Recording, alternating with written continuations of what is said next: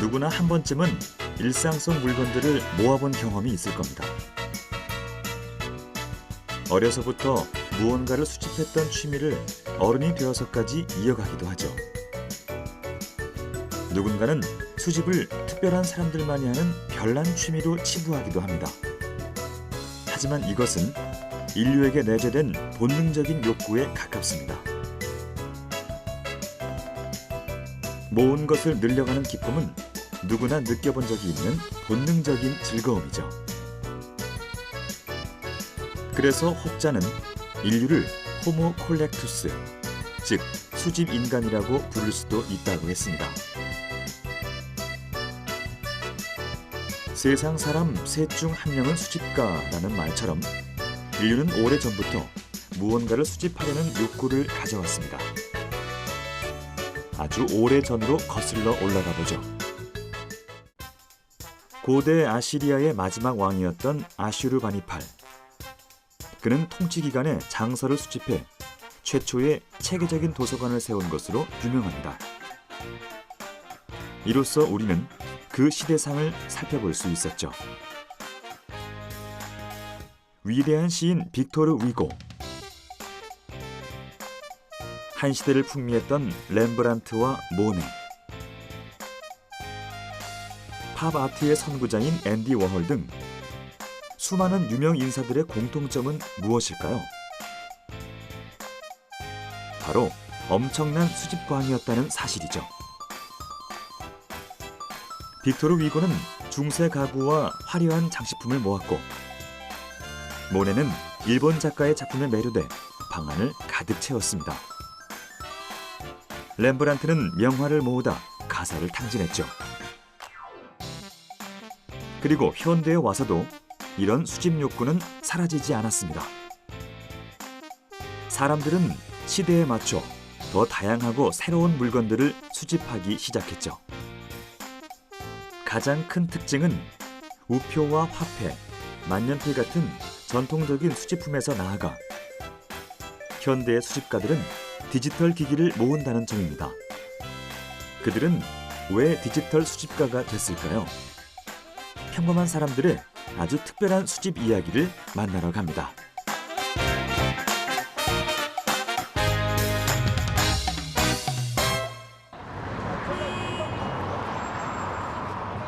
사람들로 북적이는 황학동 벼룩시장. 마치 시간이 멈춘 듯 다양한 물건들이 사람들을 반겨줍니다. 새 것 빼고는 다 있다는 서울 최대의 벼룩시장. 이곳을 방문한 한 남자가 있습니다. 바로 김권태 씨. 온갖 중고품들이 모이는 황학동 벼룩시장은 그에게 보물창고와도 같은 곳이죠. 10여 년 전부터 컴퓨터를 모아왔다는 그. 누군가에게는 고물이, 그에게는 손때 묻은 귀한 보물이 됩니다. 르모라는 워드 프로세서, 그게 되게 잘 구한 케이스인데 다른 분들 중에는 그거보다 더 괜찮은 걸 갖다 이제 구매한 분이 계시거든요. 요즘은 이제 그게 쉽지가 않죠. 그래서 뭐 한 5, 6년 전에 비해서 훨씬 그런 옛날 빈티지 컴퓨터를 갖다 여기서 본다라는 건 좀 힘든 것 같아요. 점점 희소성이 높아지는 빈티지 컴퓨터. 좋은 물건을 찾는 것은 사막에서 바늘 찾기입니다. 찾기가 힘드시겠어요? 그렇죠. 그러니까 즐기는 거지, 이거. 즐기면서 어떻게 보면은 보면서 내가 사고 싶은 찾고자 하는 걸 갖다 찾으면서 흥미로운 하나의 즐거움입니다. 그렇다면 그는 왜 이렇게 컴퓨터에 애정을 갖게 된 걸까요? 그의 컴퓨터 박물관을 찾았습니다. 경기도 구리의 한 지하 창고엔 10여 년 전부터 수집한 450대가 넘는 컴퓨터들이 빼곡히 들어차 있습니다. 우리나라를 대표하는 컴퓨터부터 스티브 잡스가 남긴 10여 종의 모델 등 소장 가치가 높은 빈티지 컴퓨터들이죠. 저희 컴퓨터 박물관에 소장하고 있는 것 중에 애플 컴퓨터가 좀 많습니다. 이제 애플 컴퓨터가 이제 컴퓨터 역사에서 차지하는 비중이 되게 크거든요. 이제 디자인적인 부분 또는 이제 기능적인 부분에서 상당히 크기 때문에 좀 50% 정도가 이제 애플 컴퓨터인데 그 중에 저희 컴퓨터 박물관에서 이제 가장 먼저 보통 소개드리는 컴퓨터가 애플 원 컴퓨터입니다. 이제 보시면은 저 위에 기판 형식으로 다 되어 있는 컴퓨터인데 이제 스티브 잡스가 이제 애플 컴퓨터를 갖다 이제 세우게 된 원인이 저 애플 원 컴퓨터 때문입니다. 그러니까 스티브 잡스의 친구인 스티브 워즈니악이 이제 개발을 한 건데 애플을 창립하기 전에 이제 개발을 했고 저걸 통해서 잡스가 우리 사업을 하자라고 해서 어떤 애플을 이제 만들게 된 계기가 된 거죠. 빈티지 컴퓨터를 모으는 일만큼 힘든 것이 바로 관리하는 일. 수집품의 수가 늘어나며 집 근처에 전용 창고를 구해 컴퓨터 박물관을 만들고 온도와 습도에 약한 전자기기의 특성상 가끔씩 전원을 켜 가동시켜줘야 합니다. 대신에 이제 여기가 지하라서 습도를 갖다 계속 맞춰주고 있거든요. 그래서 이제 제습기를 통해서 50% 정도를 맞춰주려고 노력을 해요. 겨울에는 이제 습도가 낮기 때문에 상관이 없는데 이제 여름에는 이제 7월, 8월만 되더라도 이제 습도가 이제 70, 80 이제 장마철에는 80%까지 이상도 올라가니까 그래서 이제 계속 제습기를 갖다 틀어서 물을 갖다 이제 밖으로 다 이제 빼주게 되죠. 전기밥을 준다라고 표현을 했었는데 이제 모든 제품을 다 이제 좀 전원을 켜서 가동을 갖다 좀 시켜줘야 되거든요. 그런데 이제 그러지는 못한 상황이에요. 그런데 가급적이면은 그 전기밥을 주려고 전원을 켜서 나름대로 이제 구동도 시켜보고 그러려고 노력을 하고 있고. 그렇다면 이런 번거로움에도 그가 컴퓨터 수집을 취미로 삼은 이유는 무엇일까요? 본격적으로 컴퓨터를 수집하게 된 계기는 어린 시절의 추억 때문이었습니다. 83년도에 제가 중학교 3학년 때 처음 이제 컴퓨터를 갖다 구입을 하게 됐죠. 이제 제가 그게 아직도 기억이 나는 게 칼기가 피격되던 날이었어요.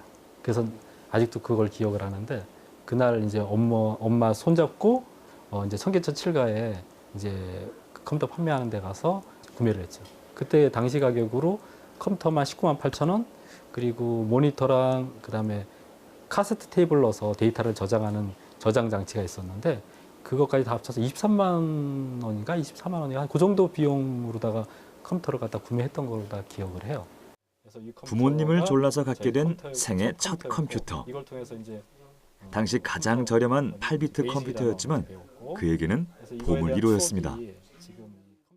그 추억이 어떻게 보면 되게 강렬했기 때문에, 그리고 제가 컴퓨터를 좋아하게 됐던 이유도 그 컴퓨터를 이용해서 베이직이라는 이제 언어를 배우기 시작하면서 좋아하기 시작했고, 그것 때문에 고등학교 가서 전산반 활동도 그때 하기 시작을 했거든요.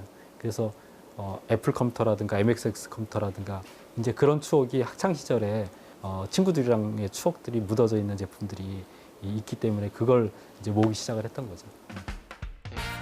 추억을 상기하며 모은 것이 현재에 이르게 됐습니다. 경매 사이트를 뒤지고 일본까지 나라가 구해온 희귀 컴퓨터들. 금액도 만만치 않을 것 같은데요. 그 대략적으로는 1억 이상이라고 생각이 드는데 아마 그거보다 훨씬 더 많으리라고 생각이 들어요. 그러니까 제가 소장하고 있는 컴퓨터 중에 슈퍼컴퓨터가 한 대가 있어요. 그거만 구입하는 이제 배송비까지 포함해서 1,000만 원이 훨씬 들었거든요. 그래서 아마 모르긴 몰라도 다 합치면은 1억 이상은 훨씬 더 되리라고 생각이 들어요. 많은 시간과 금액이 들어가지만 수집이 주는 즐거움엔 비할 수 없다는 김권태 씨. 과연 그가 느끼는 컴퓨터의 매력은 무엇일까요? 이제 컴퓨터가 주는 매력 중에 하나는 꿈을 갖다가 키울 수 있는 거다라고 생각이 들어요. 중학교 3학년 때 컴퓨터를 갖다 구입을 했는데 그 컴퓨터를 통해서 내가 미래에 어떤 걸 갖다 만들겠다, 뭘 할 수 있겠다라는 생각을 했던 거가 컴퓨터 때문에 그렇거든요. 가정이지만 제가 컴퓨터를 배우지 않고 지금 이 나이에 왔다라 그러면 덜 논리적이지 않았었을까. 그러니까 컴퓨터 언어라는 것 자체가 수학을 기반으로 해서 어떻게 보면 논리적인 어떤 사고를 키울 수 있는 방법 중에 하나거든요. 그래서 이걸 가까이 함으로 인해서 더 그 사고의 어떤 상상력뿐만 아니라 논리적인 측면에서도 함양할 수 있는 어떤 부분이 있다라는 게 매력적인 부분이 아닐까라는 생각이 들어요. 현재 웹 제작자로 활약하고 있는 그. 컴퓨터로 어린 시절엔 과학자의 꿈을 꾸고 현재는 좋아하는 일을 하게 됐죠. 예. 안녕하세요. 네, 안녕하세요. 네. 아유, 대표님 오랜만에 뵙습니다. 반갑습니다. 네, 반갑습니다. 아유, 둘이 진짜 말로만 듣던 주라기 공원에 온 것 같습니다. 아, 컴퓨터 주라기 공원. 이번에 영화 속 코모도라든가 아직 정식 박물관은 아니지만 그의 전용 창고는 컴퓨터를 사랑하는 사람들의 아지트입니다. 이베이에 올라오고 그러는 건 온라인을 통해 신청한 사람들에게 무료로 개방하고 있죠. 찾든가 아니면 이제 국내 관람객이 오면 소장품에 대한 다양한 에피소드를 들려줍니다. 그리고 이제 또 대략적으로 전시회도 꾸준히 진행할 예정인데요. 소개를 잠깐 해드리면 지금 준비하는 것은 영화 속에 등장한 컴퓨터를 주제로 한 전시죠. 영화 속에 이제 컴퓨터가 많이 등장하는 이유는 영화들 보시면은 어떻게 보면은 그 네트워크라든가 아니면 SF 같은 경우에 이런 컴퓨터를 통해 가지고 어떤 그 적을 갖다 공격을 한다라든가 이제 그런 어떤 장면들이 많이 나오니까 그걸 위해서 컴퓨터들을 많이 사용을 해요. 그리고 이런 이거는 이제 뉴턴이라는 제품인데 이런 거 같은 경우에도 이제 휴대용으로서 네. 어떤 해킹을 하기 위해서 사용한다라든가 그럴 때 이런 소형 컴퓨터들이 이제 등장하게 돼요. 비밀 보안문 들어가 침입할 때 예, 예. 이거 딱 갖다가 딱 낮춰가지고 그렇죠. 하더만요. 예. 그런 영화에 본 적이 기억이 납니다. 컴퓨터 지금도 마찬가지인데 초창기 컴퓨터 자체가 게임 기자, 학습 기자, 그렇죠. 비즈니스용의 어떤 사무용 컴퓨터들이니까 낡은 컴퓨터는 고물이나 폐기물이라는 인식이 안타까웠던 그. 과거에 어떤 컴퓨터와 프로그램을 사용했는지에 대한 자료는 미래의 후손을 위해 보존해야 할 귀중한 유물이라는 생각으로 앞으로 정식 박물관을 건립하고 싶답니다. 국가 경쟁력을 높이는데 가장 큰 역할을 한 컴퓨터의 역사를 아이들이 한눈에 볼 수 있도록 말이죠. 우리 아이들이 이 전시회를 이제 컴퓨터들을 쭉 보면서 나중에 30년 뒤에 컴퓨터가 어떤 모습일까 또는 지금의 스마트폰이나 IT 기기를 뛰어넘을 만한 어떤 것들이 뭐가 있을까라는 걸 좀 상상할 수 있는 어떤 그런 화두로다 좀 던지고 싶어요. 컴퓨터를 통해서 저 꿈을 갖다 시작을 했고 그리고 최종적인 어떤 컴퓨터 박물관이라는 걸 오픈하는 게 저의 그 나름대로의 꿈의 이제 목표이기 때문에 저의 인생에 있어서의 시작이자 목표다라고 생각이 들어요. 여기 추억 속으로 사라진 전자기기를 모으는 또 다른 수집가가 있습니다. 경기도 고양시에 위치한 그의 자택을 찾아가 봤는데요. 반갑게 문을 열어주는 이 사람. 올해로 8년째 올드폰을 수집 중인 이용규 씨입니다.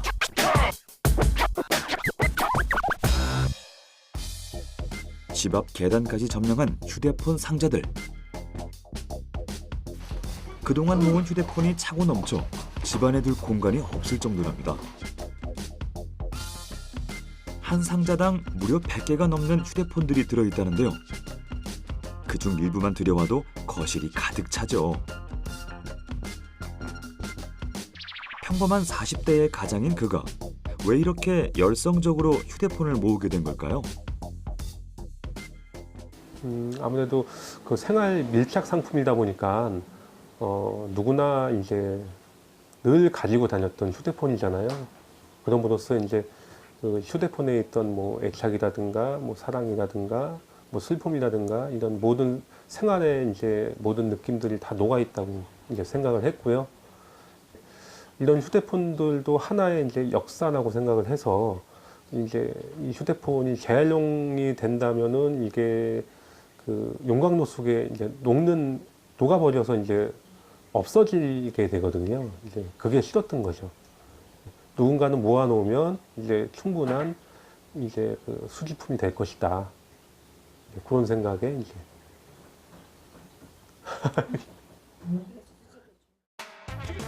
요즘에는 최신 스마트폰이 홍수처럼 쏟아져 나오지만 이용규 씨는 아날로그와 디지털이 교차하는 세대였습니다. 그만큼 휴대폰에 대한 추억도 애틋하죠. 미안한데 말이야. 내가 마라톤을 옮겼어. 못 따라. 1990년대 디지털 시대로 접어들며 무선 호출기 대신 휴대폰이 보급됐습니다. 스마트폰 대중화 시대가 오기 전 초기 휴대폰 모델들이죠.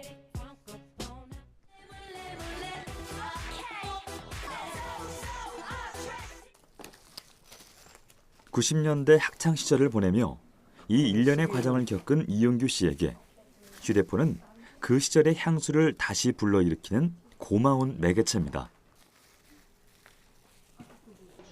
자신이 쓰던 휴대폰을 모으기 시작해 벽돌 사이즈만 우리나라 휴대폰의 변천사를 채워나가기 시작했다는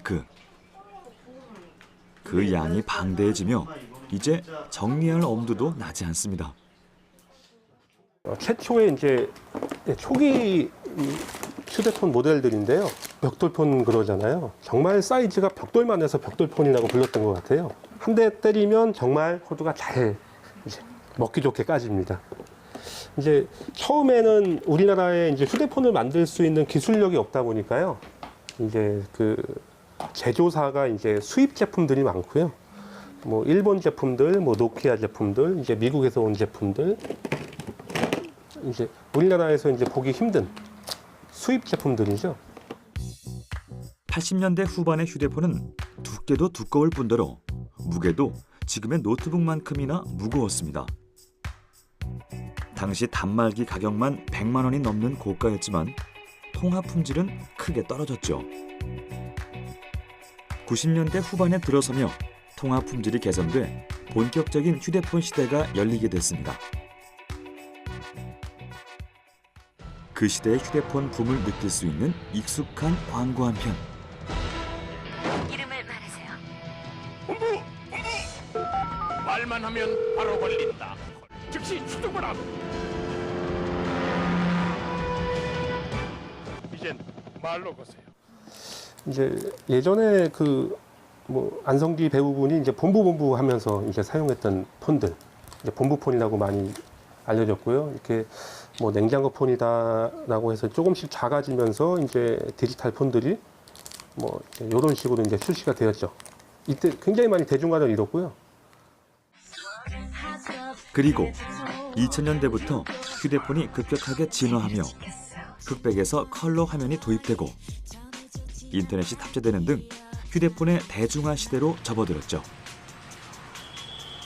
이때는 특이한 디자인의 휴대폰이 많이 등장했습니다.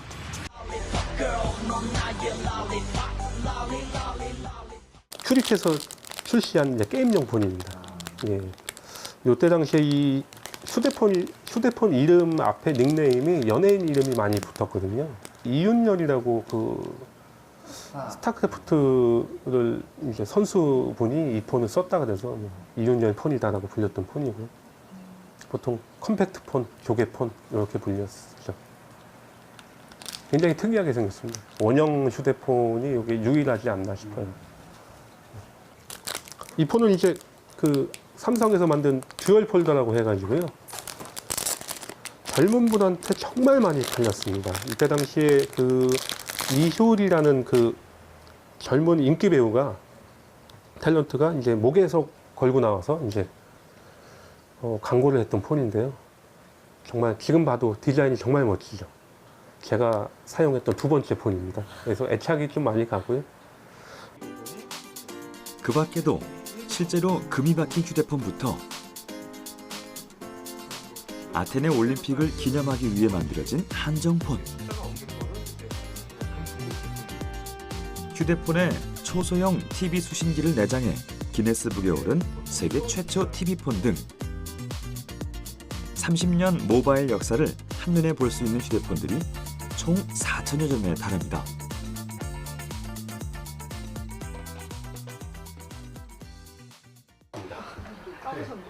올드폰을 사랑하는 마음은 가족들도 마찬가지. 아직도 2012년에 출시된 폴더폰을 사용하고 있다고 하네요. 뭐라 그럴까 좀 이때 당시의 디자인은 나이가 이제 먹으면 이제 옛 것들이 생각이 나는데 휴대폰이 추억이 많기 때문에 더더욱 그런 것 같습니다. 예전에 썼던 휴대폰을 켜보면 이제 저하고 통화를 했던 통화 목록이라든가 남겨져 있는 문자 메시지를 보면 옛 생각이 날 때가 있죠. 그게 이제 다른 수집품하고의 이제 틀린 점인 것 같습니다. 기록성에서 출시가 되었는데 이용규 씨의 못 말리는 휴대폰 사랑. 제작진에게 특별한 모델을 자랑하는데요. 제가 그 가끔 기분 전환할 때 사용하는 폰이 있는데요. 제가 요거는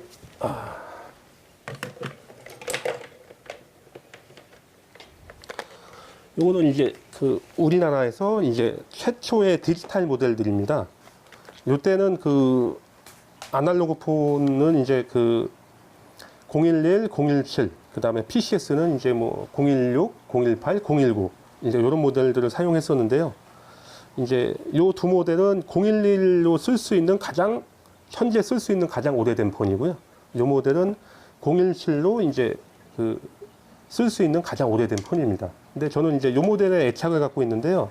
제가 현재 쓰고 있는 번호가 017이다 보니까 이제 제가 기분 전환할 때 주말이라든가 가끔 이제 제가 쓰고 있는 폰이 좀 실증이 날 때 가끔 기기 변경을 해서 사용하는 폰이고요.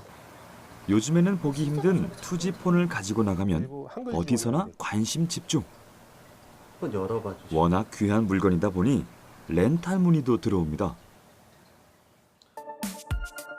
영화 속 휴대폰이 바로 그의 수집품. 언제까지 수집을 할 건가요?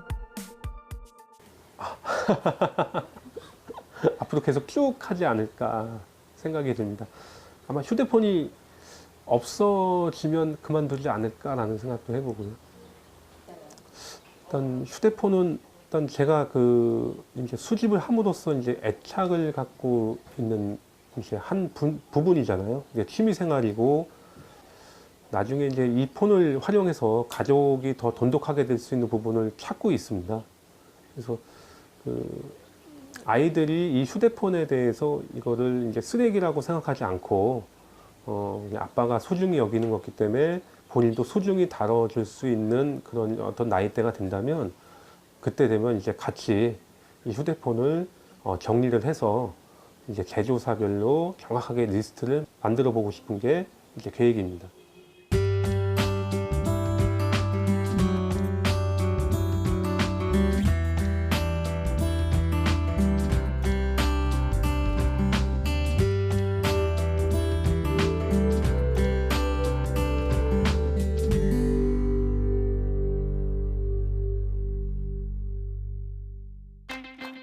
근대 계몽주의 철학자 칸트는 취향을 아름다움을 판정하는 능력이라 주장했습니다. 그 기준이 개인의 역량에 달렸다는 의미죠. 또 호주의 일간지 캔버라 타임스의 한 기사를 보면 수집에 대해 다음과 같이 기술했습니다.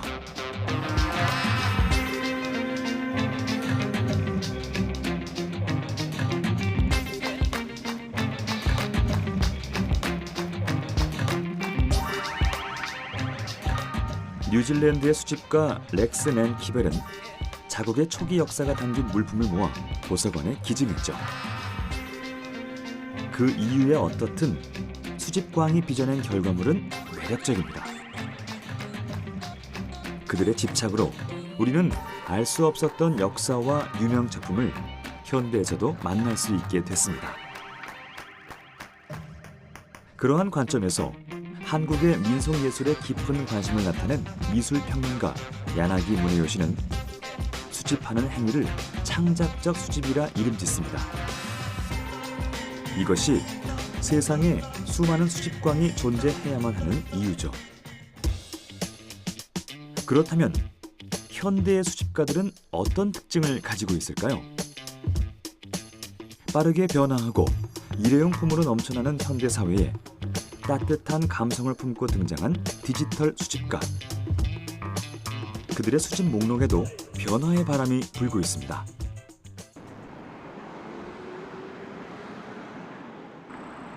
과거의 수집은 혼자서 하는 행위였습니다.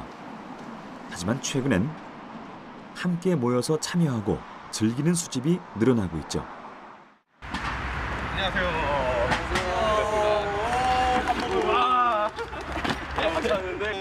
여기 조금 색다른 취미를 공유하는 이들이 있습니다. 이들을 하나로 뭉치게 한 대상의 정체는 바로 스마트 모빌리티 전동 휠입니다. 스마트 모빌리티란 최첨단 충전 동력 기술이 융합된 소형 개인 이동 수단을 말합니다. 전기와 같은 친환경 연료로 움직이죠.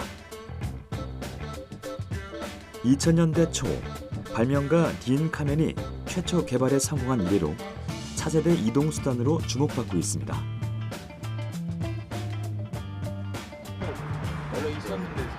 우리나라에서도 20, 30대 젊은 층 사이에서 선풍적인 인기를 끌고 있습니다. 전동기기 이용자가 증가하며 여러 동호회들이 생겨났죠.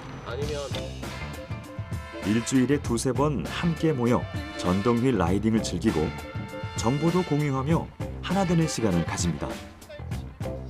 기분 좋게 달리며 활기찬 일상을 덤으로 얻었습니다. 타듯이 살짝 밀어주면서 어디가 점점 사라지는. 이것도 못 썼는데 그걸로 탈 수 있어요? 각자의 스타일에 따라 전동 휠의 종류도 천차만별. 크기부터 성능, 디자인까지 다양하게 선택할 수 있습니다. 어떤 종류들이 있을까요? 라는 제품인데 보시다시피 LED가 이렇게 나와요. 그래서 이쁘게 타시고 싶어 하시는 분들, 아니면은 요즘에 다이 같은 거 여자분들이 하시기 힘드시니까 편안하게 꾸미고 타시고 싶으신 분들이 이 제품 많이 쓰고, 이렇게 캐리어도 달려 있어서 여성분들이 그냥 어디 여행 가시든 이동하실 수 있게 제품이 나왔고요. 보드 특징이라고 하면 아무래도 마운틴 보드다 보니까, 마운틴 말 그대로 산을 타는 보드예요. 이런 한국 지형의 특색에 맞게끔 보드 블럭 같은데 무시하고 탈 수 있고. 현재 인터넷 동호회 회원만 3만 명에 달할 정도로 아주 활성화된 현대인들의 스마트한 취미. 과연 이들이 전동 휠에 빠진 이유는 무엇일까요? 이게 제품이 제가 원래 이제 자동차를 되게 좋아했는데, 그 자동차가 이동수단이잖아요. 그래서 제가 이동수단에 관련된 거는 거의 다 이제 좋아했었고, 그리고 그 이동수단을 접하다가 이제 아는 동생들을 만났어요. 근데 이제 그 동생들이 전동휠을 타고 있었고, 그래서 저도 궁금한 마음에 한번 시작을 해보게 됐습니다. 네, 저도 전동 보드를 시작하기 전에 일반 보드를 먼저 탔었는데, 일반 보드를 타면서 아무래도 여름철에 덥거나 힘들게 푸시오프 해가지고 주행을 했었는데 너무 힘들더라고요. 그래서 인터넷을 검색을 해서 똑같은 보드인데도 전동으로 가는 게 있어가지고, 저도 처음에 접하게 된 계기가 라이딩을 하면서 크루징을 조금 더 길게 가고 싶어서, 맨날 10km, 20km만 가지 말고 좋은 자전거 길에서 맛있는 거 먹으러 갈 때도 그렇고 라이딩을 길게 하기 위해서 전동 보드를 이제 알아보다가 구입하게 됐습니다. 작년부터 전동 휠의 매력에 푹 빠졌다는 박태용 씨. 행사 전문 MC가 직업인 그는 우연히 제품 시승회의 행사를 진행하다 전동 휠의 자유로움에 빠져들었다고 합니다. 그 후 동호회에서 다양한 종류의 전동 휠을 접하며 수집을 해볼까 고민을 하게 됐고, 취미 입문 8개월 만에 무려 3대의 전동 휠을 모으게 됐죠. 한 대에 수십에서 수백만 원을 호가하는 가격이니 초보 수집가에게는 과감한 투자인 셈입니다. 자전거나 뭐 이렇게 동력, 자기가 다리 힘으로 가야 되는 거는 멀리 있는 사람들끼리 좀 만나기가 힘들어요. 뭐 지하철을 타려고 해도 부피가 크기 때문에 만나기가 힘든 편인데, 요 같은 경우는 저희 전동휠 같은 경우는 외발이라서 지하철 연결도 되게 쉽고, 버스에도 그냥 편안하게 이렇게 들고 다니기 쉬워가지고 좀 멀리 있는 유저들끼리 어디 지점에서 오늘처럼 이렇게 만나가지고 라이딩을 하기가 좀 편해요. 그리고 힘들어도 배터리가 다 돼도 저희는 그냥 카페 같은 데 가고 커피 마시면서 충전만 꼽아놓으면 되는데, 자전거 멀리 타신 분들이 힘들면은 자기 다리가 힘들어갖고 그냥 멈춰 있어야 되니까 그거랑 저희랑 조금 차이가 많이 나죠. 동호회 모임 후 집으로 향하는 박태용 씨를 따라가 봤습니다. 집에 들어서자마자 눈에 띄는 전동 휠들. 2대의 외발 휠과 1대의 전동 스쿠터를 포함 총 3대의 제품이 그를 맞아줍니다. 벌써 거의 한 3달 됐어요. 따라오실 거 필요하셨으면 집에 들어서자마자 태용 씨가 하는 일은 전동 휠을 관리하는 것. 제일 먼저 스마트폰 어플리케이션과 연동해 배터리 잔량과 상태를 확인합니다. 탈 수 있게끔 에러가 발견되지 않았습니다. 방수가 어느 정도 되긴 하는데 너무 막 물이 고일 리딩을 하는 경우에는 목도 좀 따갑고 바퀴도 정성스럽게 닦아줍니다. 요거는 요번에 새로 구입한 건데 자전거처럼 생겼어요. 전동 스쿠터라고 하는데 가방도 달려있고 핸드폰 거치대도 다 있고 이것도 똑같이 전기 충전해가지고 탈 수 있어요. 되게 안정적이게 넘어지진 않으니까 배터리 없으면 그냥 자전거처럼 끌고 갈 수도 있고요.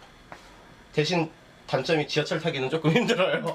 그래서 지하철 탈 때는 저거 하고 그냥 장 보러 갈 때나 아니면 가까운 데 갈 때는 요거 타고 많이 움직이고 24시간 전동 휠과 함께한다는 그 수집품을 진열해 두는 것이 아닌 오감으로 체험하는 수집이 즐거운 이유인데요. 그에게 전동 휠은 어떤 존재일까요? 비행기 타는 느낌? 하늘을 나는 느낌. 그게 최고의 매력입니다. 타이타닉처럼 탈 수 있거든. 수집품의 종류는 무궁무진합니다. 개인의 취향이 반영된 어떤 것이라도 수집의 대상이 될 수 있죠. 때론 기상천외한 물건을 선호하는 수집가들도 존재합니다.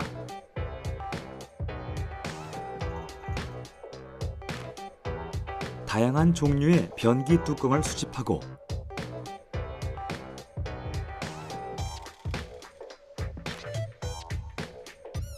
유명 인사의 사인을 받은 드럼스틱을 모아 기네스북에 등재된 남성도 있죠. 비틀즈를 비롯해 무려 1,400여 명의 사인을 받았다고 하네요.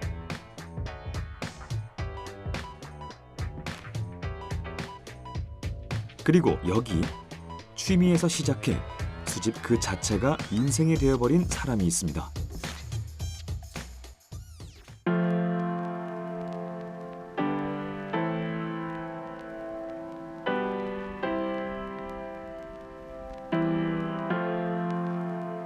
요즘 시대에 좋아하는 일만 하면서 먹고 사는 것이 가능할까?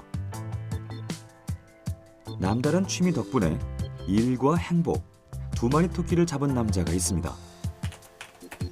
국내 1세대 얼리 어답터 이강석 씨. 그의 주 분야는 IT 기기입니다.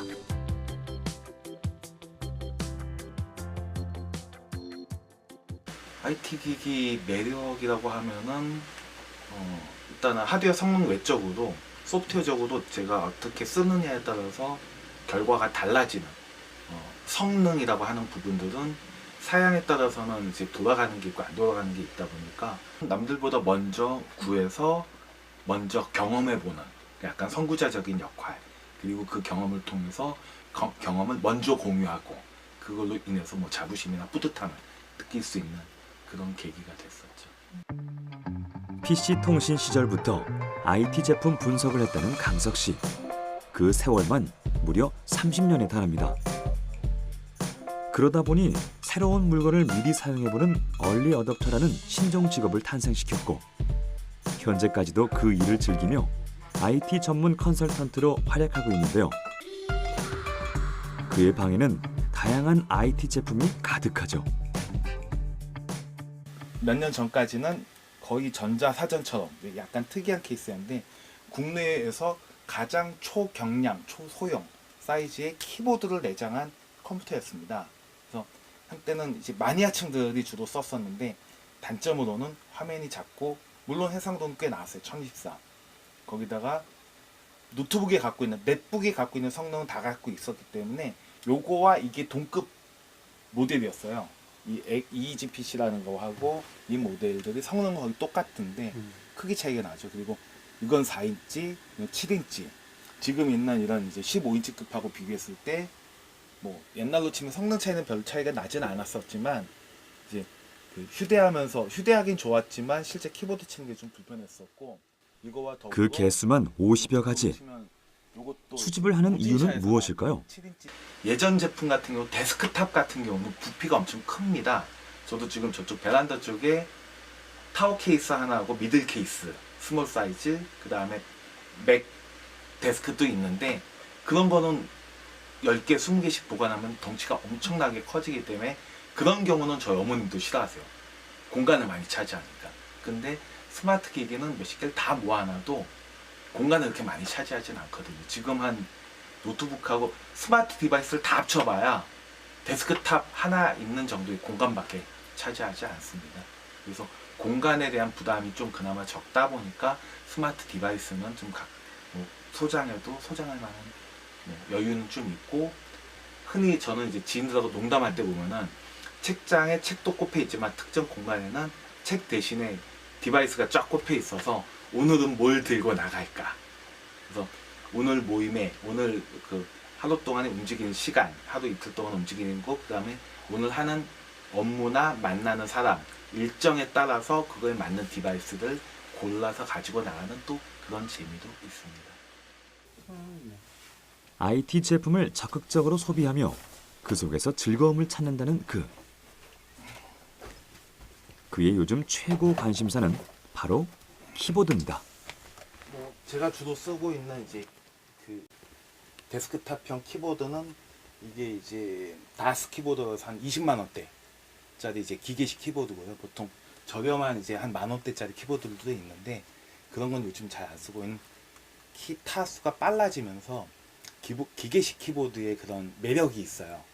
따각따각 하면서 치는 매력도. 그래서 그렇게 하다 보니까 또 이 기계식 키보드도 약간 이제 개성이 강한 키보드들, 그러니까 뭐 시중에서 늘상 쓰는 키보드가 아닌 타입들이 좀 있어서, 그래서 이건 좀 저렴한 기계식 키보드인데, 아무래도 취미이자 직업이 IT 제품의 리뷰를 올리는 일이다 보니 키보드에 대한 욕심도 커질 수밖에 없나 봅니다. 최근에 한 3주 기다려서 이제 구매한 게 기계식 키보드인데 레트로풍으로 키 자체가 약간 동글동글하게 해서 무게는 꽤 나가더라고요, 이게. 그래서 휴대해서 갖고 다니긴 뭐하지만 집이나 아니면은 뭐 가방에 넣어서는 쓸 수도 있고, 이건 또 두 가지로 쓸 수 있는데, 하나는 블루투스 방식으로 쓸 수도 있지만 선을 연결해서 그 유선으로 연결해 갖고 쓸 수도 있고요. 키면은 키보드에 불도 들어오는, 이렇게 쓸 수 있는 장점이 있습니다. 그래서 오늘은 이 제품을 조금 리뷰를 해볼까 하고 있습니다. 본격적인 리뷰 작성에 나선 이강석 씨. 보기엔 간단해 보이지만 그 과정이 순탄치만은 않습니다. 시리즈 보통 숫자로 가는 제품의 외관부터 구조, 사용감 등 체크해야 할 요소가 산더미죠. 글 하나를 올리려면 적어도 3주 이상의 시간이 소요됩니다. 이렇게 꼼꼼한 리뷰 덕분에 많은 블로거들의 지지를 받으며 오랜 세월 얼리 어댑터로 활동할 수 있었죠. 한참 들어올 때는 하루에 한 5,000명, 막 피크로 찍을 때는 하루에 몇십만 찍을 때도 있었고요. 평균 한 5,000명 정도씩. 그래서 전체 합쳐서 한때는 막 100만 돌파, 몇 년 동안 100만 돌파도 했었고요. 3년 동안에 그 올 블로그에 그 IT 파워 블로그로 연속 3년 연속 엠블럼 달기도 했었습니다. 리뷰를 마치고 외출 준비에 나선 강석 씨. 스마트폰이며 태블릿 PC까지 챙기는 제품도 한두 가지가 아닌데요. 지금 어디 가시는 건가요? 삼성동 코엑스에서 열리는 전자전람회 이제 뭐 취재하러 가려고 하고 있습니다.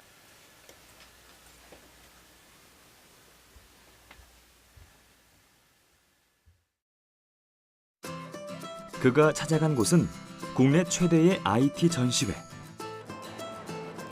개막 첫날부터 많은 취재진과 관람객이 모여들었습니다.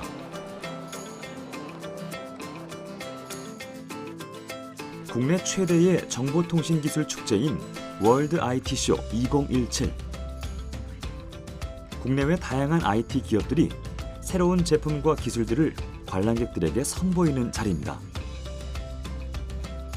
이런 첨단 기술의 경연장에 강석 씨가 빠질 수 없죠.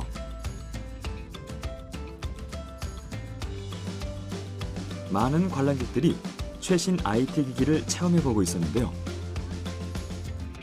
그 시각 강석 씨도 분주하게 취재 준비에 나섰습니다. 하나라도 놓칠까 재빠르게 카메라 셔터를 누르는 그. 오늘도 수집품이 하나 늘어나지 않을까요? 이게 월드 IT 쇼라 그래서요. 세계적인 이제 IT 쇼, 전자 전람회인데 이제 컴퓨터뿐만 아니라 IT나 전자 관련한 제품들이 신제품들이 총망라돼가지고 B2B나 B2C 시장에서 소비자들과 미리 사전에 경험해 볼 수 있는 그런 전시 자리입니다. 취재 도중 자리를 뜨지 못하는 강석 씨. 마음에 드는 제품이라도 발견한 걸까요? 직접 제품을 체험해 봅니다. 그러면 이건 1인용이네요.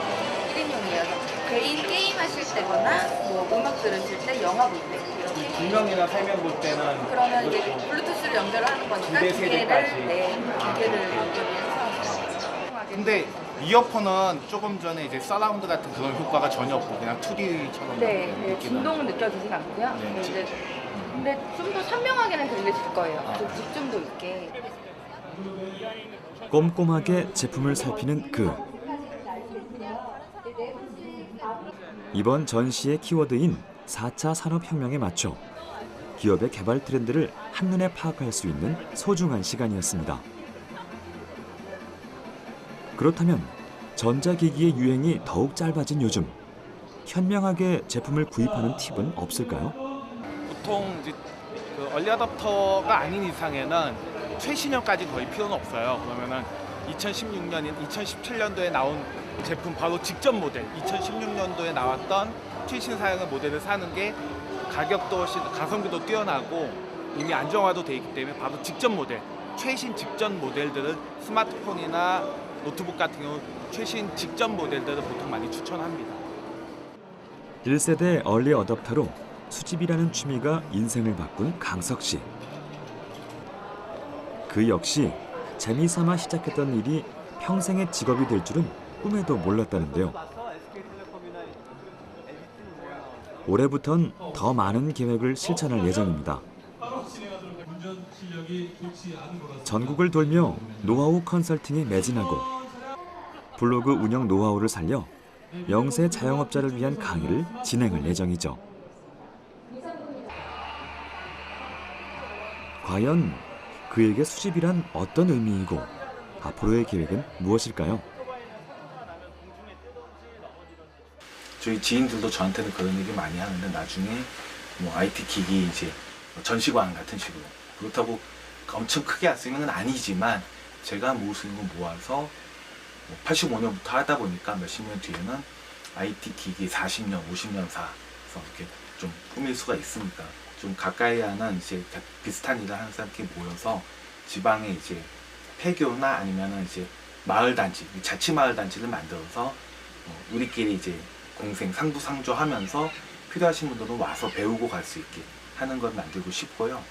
죽을 때까지 아무래도 취미생활로 얼리 어댑터는 계속 하지 않을까 생각하고 있습니다. 차가운 디지털 제품을 따뜻한 감성으로 모으는 사람들. 이들이 말하는 수집의 매력은 한결같았습니다. 순수한 열정과 즐거움을 위한 것. 이런 원동력으로 평범한 물건을 가치 있게 바꾸는 그들의 열정에 뜨거운 박수를 보냅니다.